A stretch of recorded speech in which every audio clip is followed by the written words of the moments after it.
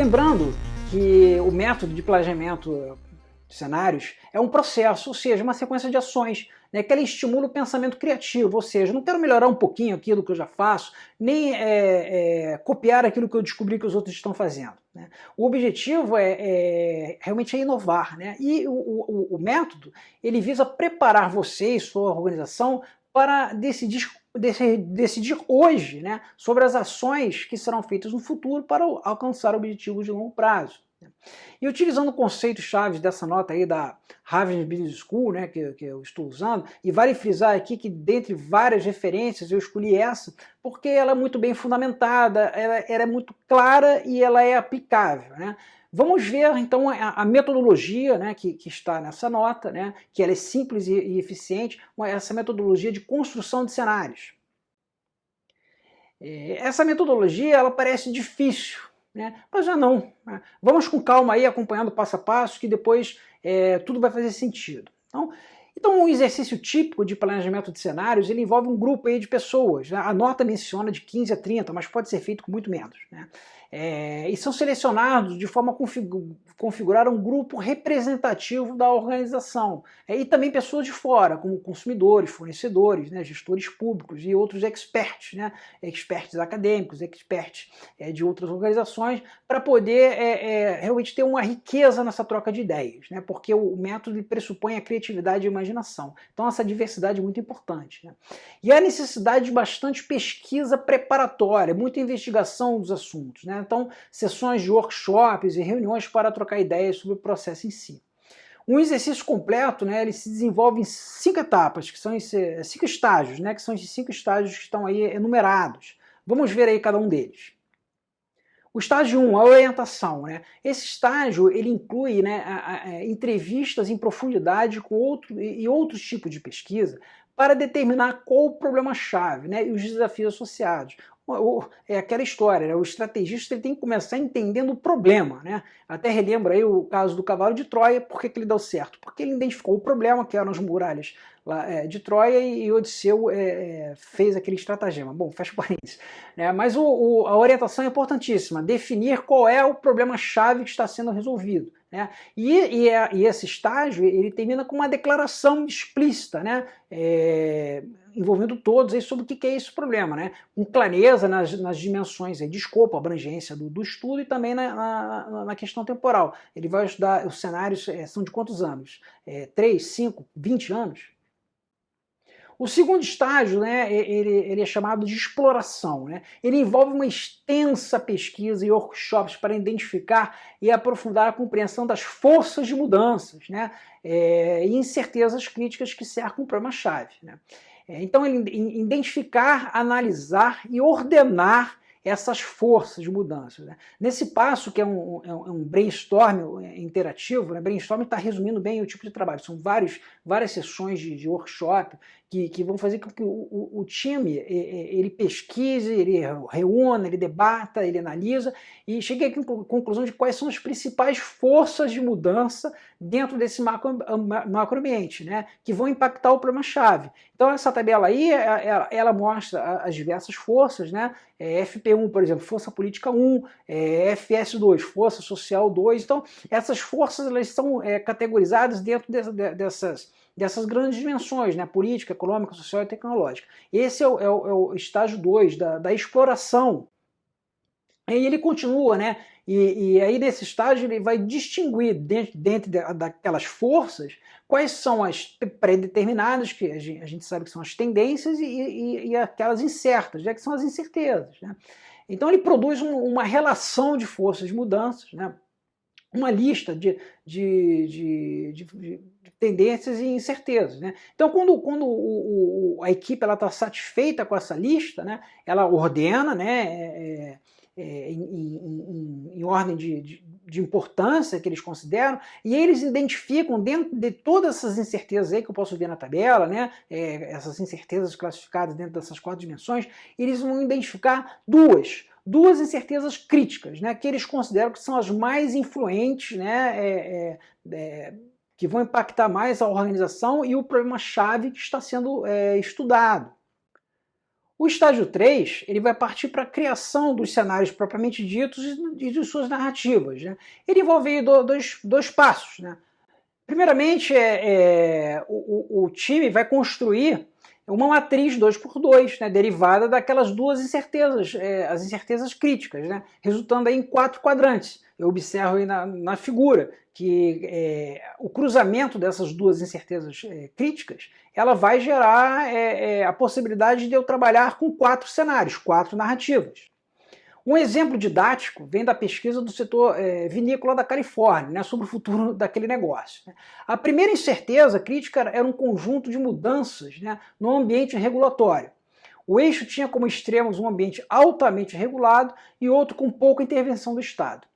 A segunda incerteza crítica era a percepção do vinho, né, pelos consumidores. Nesse eixo estavam compreendidas desde a imagem positiva e saudável, né, até a outra imagem negativa, ligada aos males do álcool. Né. Combinados, esses dois eixos produziam 4 possibilidades distintas de futuro. Após eu construir essa matriz 2x2, já começar a pensar nos principais fatores de cada um daqueles cenários, eu vou realmente escrever a narrativa, né, uma historinha para cada um daqueles quadrantes. Né, e esse passo envolve aí muita imaginação, né, para poder escrever histórias interessantes, ao mesmo tempo que sejam plausíveis. Né. Geralmente o grupo é dividido, né, em 4 subgrupos para poder se dedicar mais detalhadamente a cada um daqueles cenários. Né. O resultado, né, desse estágio 3, a criação dos cenários e das narrativas, né, é um conjunto de 4 histórias, né, simples, fácil de compreender, porém instigantes, né, que fomentem, que incentivem as pessoas a debater ideias fora do comum. Né. Essas 4 histórias, né, elas não são histórias que vão virar a realidade. Né. Não é essa a ideia do trabalho. Né. Ao contrário, o objetivo é aguçar a sensibilidade e a percepção, né, do que pode acontecer, do que as tendências e incertezas interagindo, o que elas podem gerar. Né. E o reconhecimento, né, de que o futuro real, que realmente vai acontecer, não é nenhuma daquelas 4 histórias. Né. Mas, de alguma forma, o futuro real ele vai conter elementos que foram discutidos ali, as tendências, as incertezas, aquelas ideias. Alguns daqueles elementos vão estar permeando o futuro real. Né? Então, como essas histórias, elas com certeza não vão representar o futuro real, né? Os experts, muitos experts em cenários, eles recomendam, né, que não se deve indicar probabilidade para os cenários, né? Dizer qual é o futuro mais provável. E eu me enquadro nesse pensamento. Né? Se as histórias são fictícias e eu não consigo prever o futuro, como é que eu vou dizer que um cenário é mais provável que o outro? A não ser que eu esteja trabalhando com um problema-chave de um escopo muito pequeno, com uma escala temporal muito curta, talvez seja possível. Mas quanto maior a escala temporal, quanto maior a abrangência do problema, é muito difícil prever. Dizer qual é o cenário mais provável talvez seja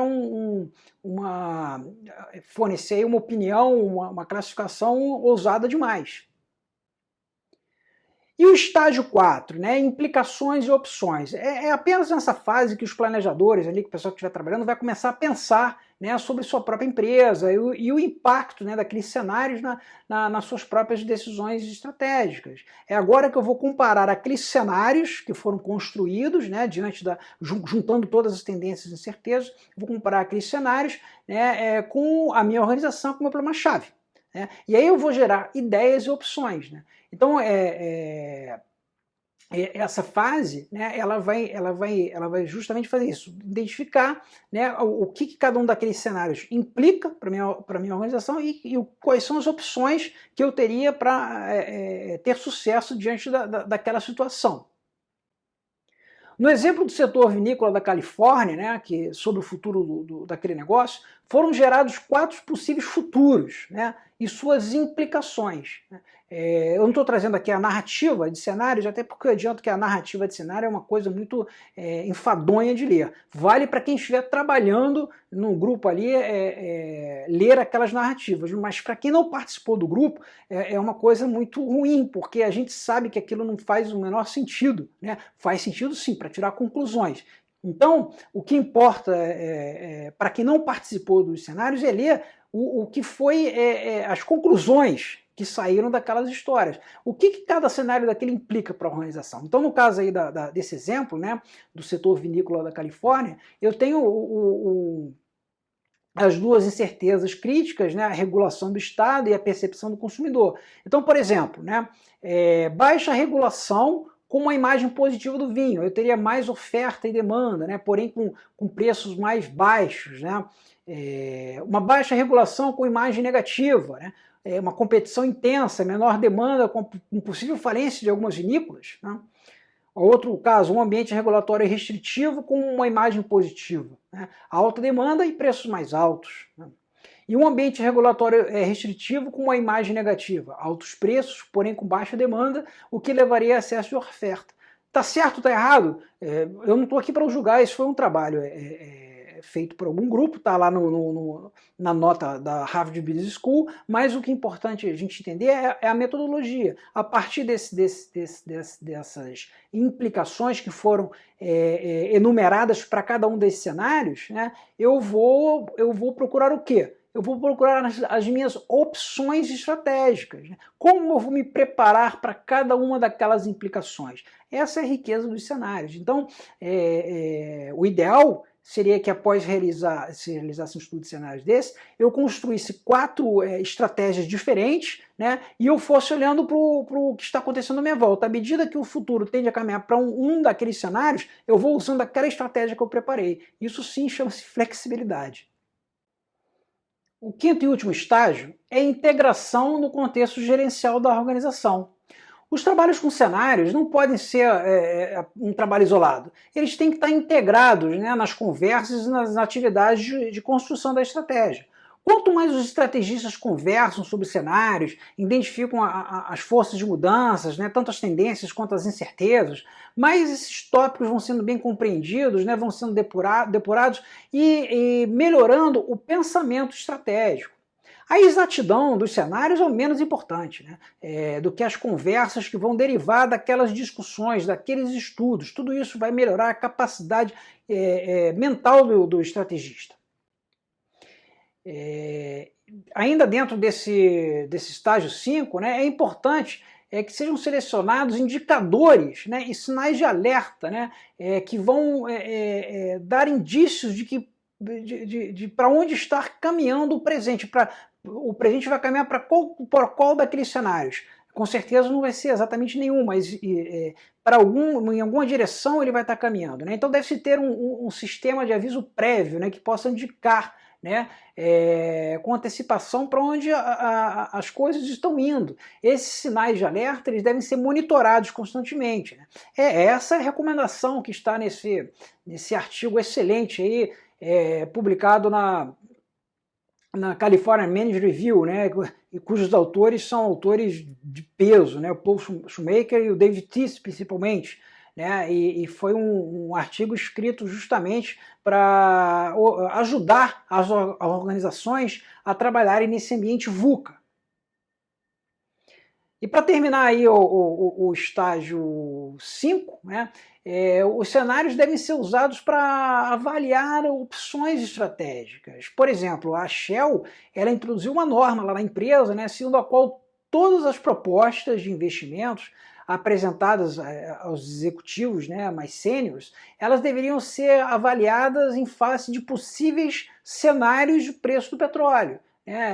Justamente para aumentar a robustez dessas propostas. Né? Essa regra ela fez com que todos os gerentes, né, antes de propor propor a sua ideia, eles tivessem que analisar aquilo sob a ótica de cenários. Né? Então ele era obrigado a apresentar 4 propostas, né, de acordo com as incertezas críticas. Né.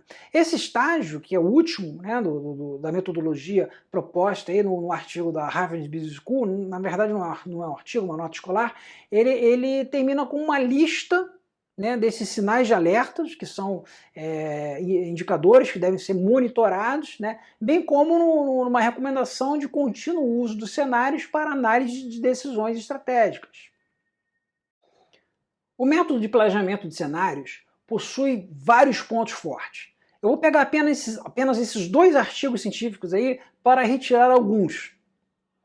Ele é ótimo para trabalhar com incertezas, né, e ele considera múltiplos futuros. Ele combina abordagens quantitativas com abordagens qualitativas. Ele enfatiza o reconhecimento de sinais de alertas, aqueles indicadores que vão poder fazer com que eu antecipe, né, as minhas ações diante do caminhar do presente em direção a um determinado futuro. E é uma ferramenta prática, né, muito utilizada no dia a dia por organizações muito relevantes. Mas o estrategista, além de conhecer os pontos fortes, né, ele também precisa conhecer os pontos fracos da ferramenta, para evitar cair em armadilhas. Outros artigos científicos, aí eu aponto aí vários, né, esses artigos eles fazem uma análise mais crítica da ferramenta de planejamento de cenários, e eles apontam o seguinte, né, esse método ele não tem base teórica sólida para sustentar as técnicas que ele propõe. Ele é subjetivo demais. Né?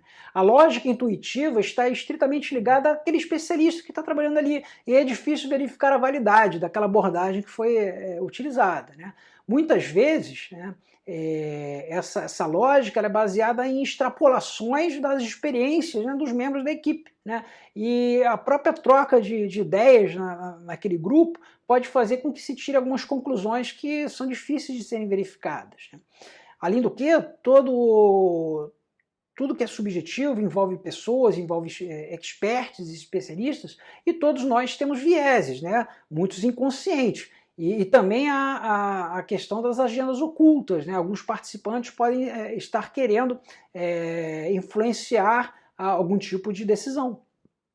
Outro ponto fraco, né, seria o excesso de técnicas, né? É o que é chamado aí nos artigos de caos metodológico. Né? É um conjunto enorme de subtécnicas, né, muito complexas, difíceis de implementar.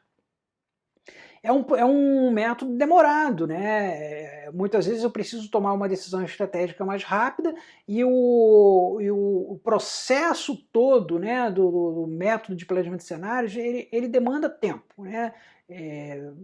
Dias, semanas, talvez até meses. E o método ele é utilizado sem nenhum rigor, né, por alguns consultores. Né? Cabe ressaltar aqui que muitas consultorias fazem trabalhos excepcionais com planejamento de cenários, mas infelizmente algumas pessoas se posicionam como consultores e usam cenários de qualquer forma.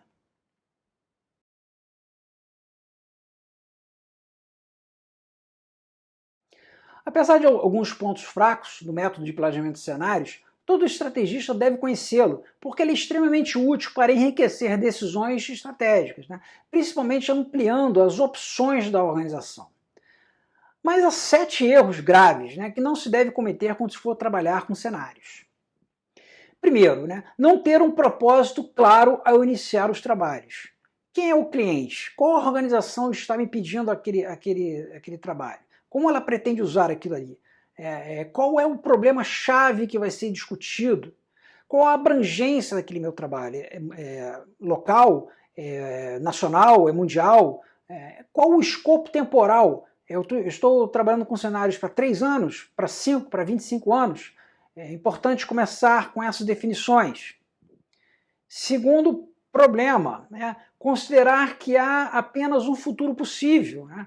O estrategista ele trabalha com múltiplos futuros. Né? Essa questão de apenas um futuro é da mentalidade antiga, uma mentalidade de planejamento estratégico tradicional, que ela deixou de ser reconhecida como válida em meados da Guerra Fria. trabalhar com apenas dados quantitativos ou apenas dados qualitativos. Há que se combinar, né, os dois tipos de informação. O ambiente VUCA, volátil, incerto, complexo e ambíguo, né, ele precisa da capacidade humana, da subjetividade humana para poder interpretar, né, todas essas questões complexas, né. Porém, hoje em dia nós temos os dados digitais, o Big Data, que está disponível. Então, um bom trabalho de cenários, ele procura combinar os dois tipos de dados. Um quarto erro seria trabalhar apenas com uma incerteza, né? Esse é o tipo de trabalho de planejamento de contingência. Então, na verdade, o método de cenários, ele mapeia todas as principais forças que vão impactar o meu contexto, separa essas forças em tendências e incertezas e depois trabalha com as incertezas críticas. Então, é importantíssimo eu ter mais de uma incerteza. Um outro erro é montar uma equipe pouco diversa, né? O planejamento de cenários, ele precisa de criatividade, ele precisa de troca de ideias, ele precisa de divisão de fora. Então, se eu trabalho numa grande organização, eu preciso trazer gente dos vários departamentos e preciso trazer também gente de fora, né? De vários stakeholders, né? Para poder realmente enriquecer aquele trabalho. Eu não quero apenas copiar o que os outros estão fazendo, ou melhorar só um pouquinho aquilo que eu já faço. Eu preciso inovar. Eu estou investindo meu tempo para fazer um planejamento de cenários, é importante que eu tenha uma equipe diversa.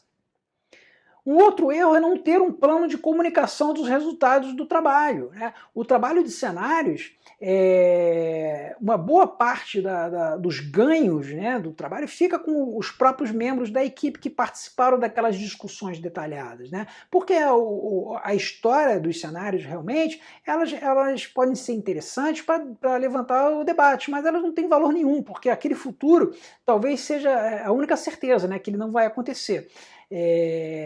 Então todo esse trabalho, ele tem que ser, depois de finalizado, ele tem que ser bem comunicado para o cliente, quem contratou aquele trabalho, né? Para o decisor, de modo que aquele trabalho todo realmente tenha a possibilidade de enriquecer a estratégia, né? E um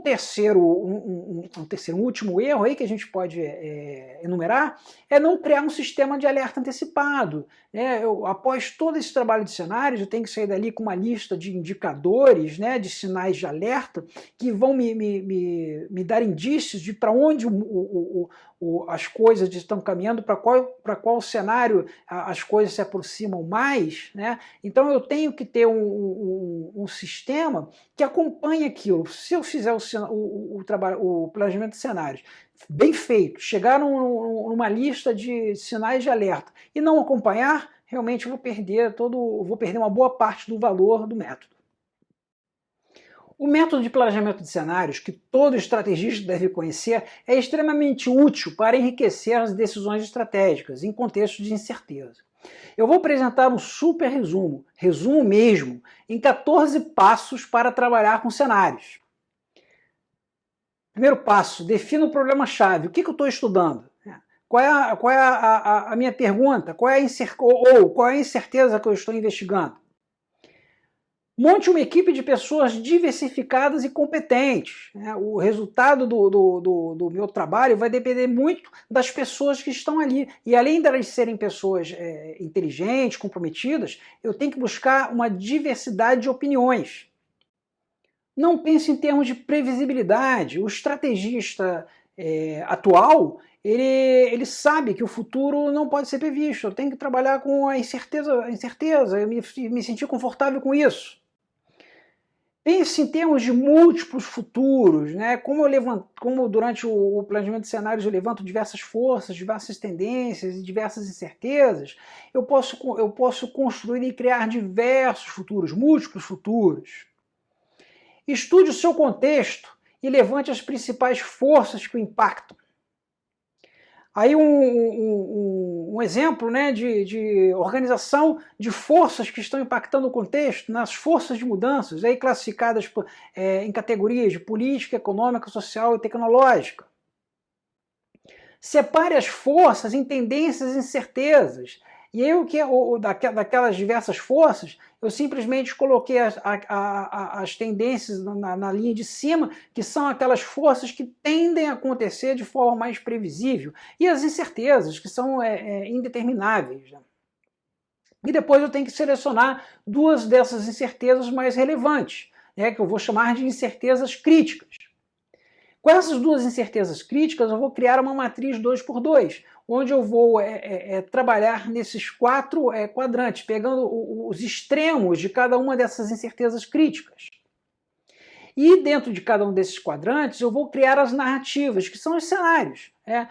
A narrativa para cada um desses cenários, considerando esses extremos de cada uma das incertezas. E recheando todos esses cenários, aquelas tendências estarão aí presentes. E para cada quadrante eu vou identificar, né, as implicações que aquela história que eu criei, que aquele cenário que eu criei, quais são as implicações que aquilo ali, que aquele futuro plausível teria, né, para a minha organização, para o meu problema-chave, e após identificar essas implicações, eu vou criar as opções estratégicas para cada um desses cenários. E eu vou selecionar, né, para cada um desses cenários que eu criei, os sinais de alerta, que são indicadores para monitorar para onde a situação presente está caminhando. Estou caminhando mais para o cenário 1, para o cenário 4, esses indicadores vão me dar esses indícios. Comunique o seu trabalho para os stakeholders, né, para todos os interessados e para os decisores. Sem essa comunicação, esse trabalho vai ser inócuo, porque na verdade o que eu quero é enriquecer a minha estratégia. E o trabalho de planejamento de cenários traz toda essa riqueza. E use esses insights para enriquecer sua estratégia. Toda aquela discussão, né, o estudo das tendências, das incertezas, como é que elas se comportariam de forma misturada, toda essa discussão vai gerar insights, sim, para estratégias inovadoras. Listando então esses 14 passos. Defina o problema-chave. Monte uma equipe de pessoas diversificadas e competentes. Não pense em termos de previsibilidade. Pense em termos de múltiplos futuros. Estude o seu contexto e levante as principais forças que o impactam. Separe as forças em tendências e incertezas. Selecione as duas incertezas mais relevantes, as incertezas críticas. Crie uma matriz 2x2 com essas incertezas críticas. Crie as narrativas, os cenários propriamente ditos, para cada um dos quadrantes. Para cada quadrante, identifique as implicações para a sua organização e seu problema-chave. E dali, identifique as opções estratégicas, né, para cada quadrante. Selecione para cada quadrante os sinais de alerta, ou seja, os indicadores para monitorar. Comunique o seu trabalho para os stakeholders e para os decisores. E use os insights para enriquecer a sua estratégia. Afinal de contas, o objetivo do planejamento de cenários é que o estrategista tome uma decisão ainda mais rica. Assim chegamos ao final desse vídeo. Lembrando que há várias escolas e metodologias de planejamento de cenários. Nós escolhemos uma, né, vimos uma simples e prática, que foi a que consta na nota escolar da Harvard Business School. Mas a gente tem que reconhecer que há diversos métodos. Né? Isso é até mencionado aí em diversos artigos científicos como um caos metodológico. E eu recomendo assistir o vídeo do canal chamado O Futuro e o Estrategista, Ferramentas Úteis. O link está aí na descrição. Esse vídeo ele é um pouco mais abrangente que o planejamento de cenários e dá uma visão, né, de como esses métodos eles evoluíram, se enquadram dentro de uma visão maior e como eles podem ajudar o estrategista. Agradeço ter assistido a esse vídeo, né? E se você gostou, ficaria agradecido se divulgasse, né, esse conhecimento para outras pessoas. Até a próxima!